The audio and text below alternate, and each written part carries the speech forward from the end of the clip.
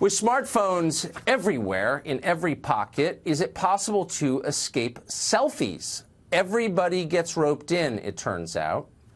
What does it mean for the rest of us? The president does it, Pope Francis does it. Well, now some researchers are calling this a disease, selfitis.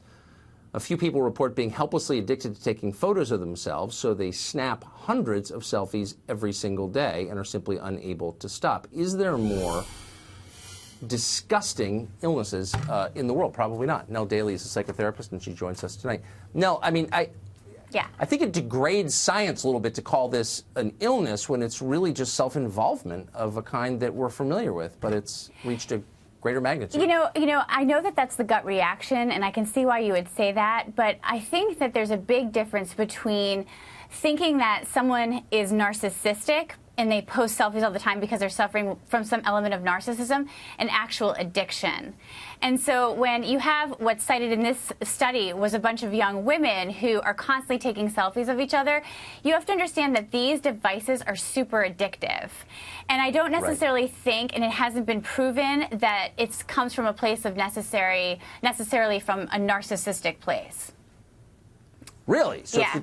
if you find your own face the most interesting image in the world, that's not self-involvement? Because it seems like it to me. I know, but actually think about it, Tucker. Wouldn't you think that if that's how you're spending your time and it's impairing your daily function, that it's actually coming from a place of really maybe perhaps low self-esteem?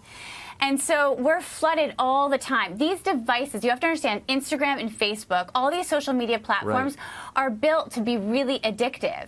And you can't talk to any marketing or PR agency that doesn't say, if you're trying to build a brand or a business, that you shouldn't post pictures of yourself.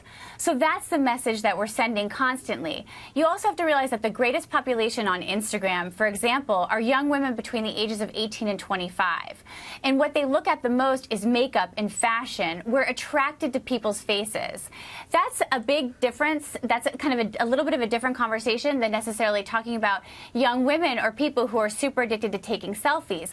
Unfortunately, selfies make money. If you look at Instagram at all, you'll see that there's tons of people making a lot of money by posting videos of themselves, for example, putting on makeup or doing you know, different kinds of exercises and showing people how to do that. Can I ask you a quick question? Yeah. So the feminist line on this, which is dumb and wrong as usual, but dumber and wronger in this than in most, says men are the cause of women's low self-esteem, young women especially.